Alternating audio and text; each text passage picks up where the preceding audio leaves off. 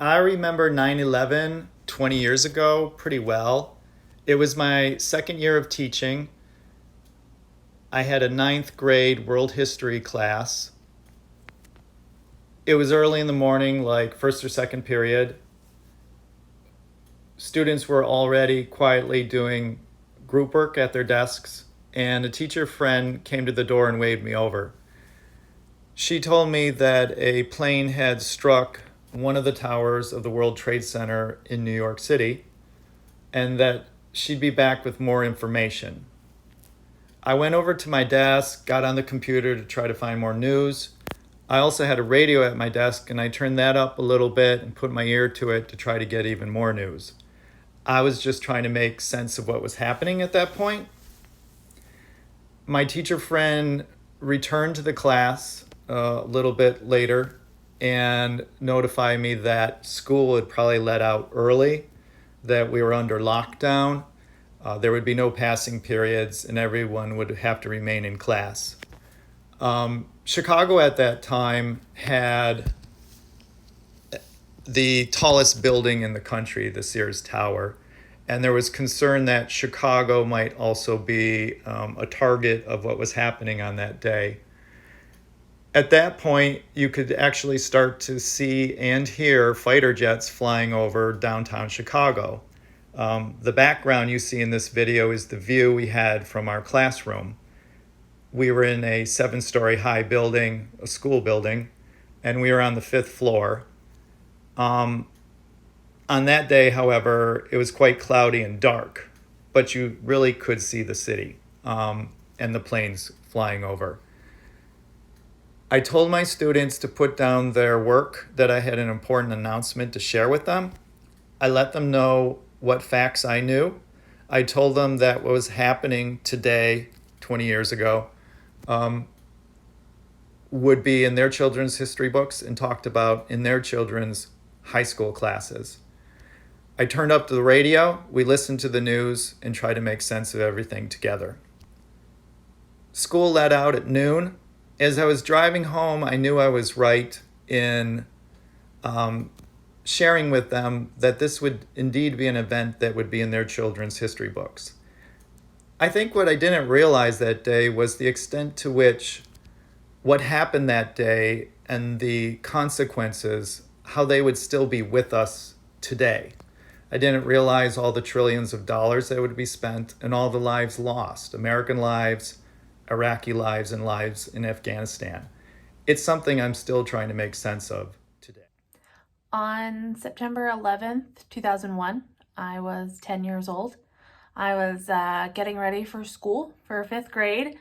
A family friend called and said the Twin Towers had been attacked. My siblings and I didn't know what the Twin Towers were. And when someone said that they had flown a plane into the Pentagon in Washington, I thought it was Washington State. I didn't know what the Pentagon was. I just remember going to school that day, and you could tell that something was really wrong just by how all the teachers were reacting. But all of us students didn't really know what to do or what to say. The TVs were just playing the entire day.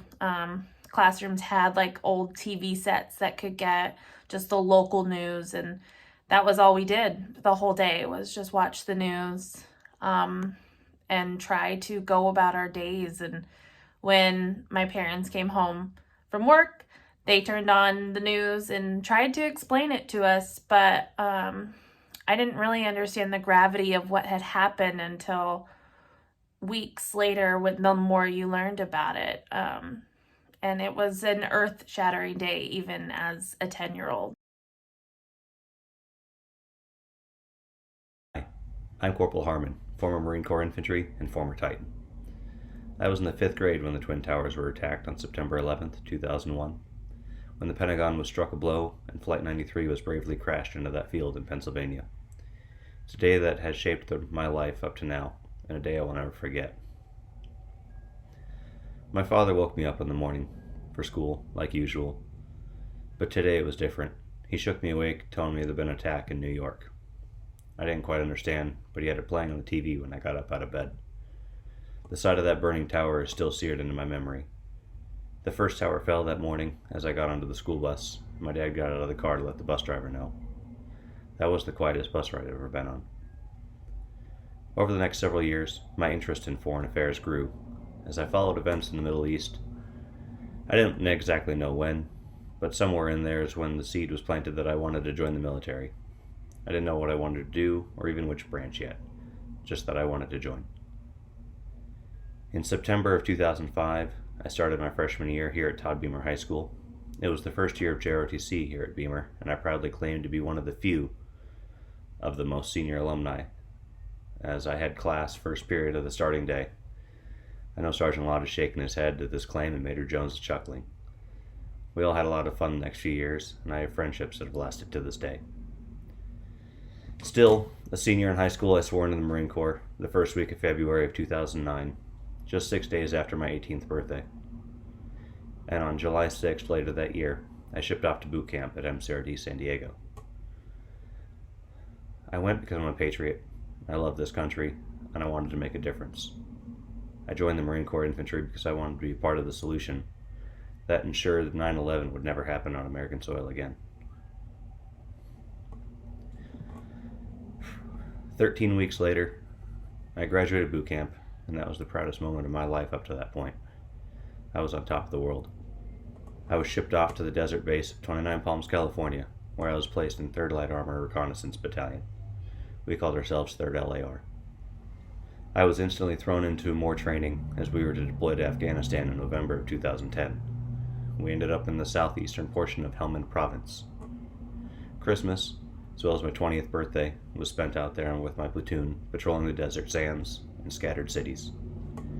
Come spring, as fighting season came into full bloom, I was lucky enough to walk away from an 80-pound IED blast and continue the fight until our unit got sent home later that summer, 2011.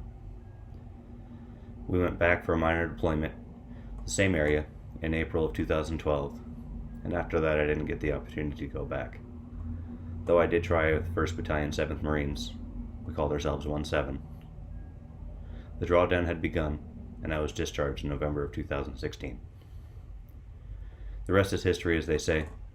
This was my experience of that never forgotten day, and where it led me.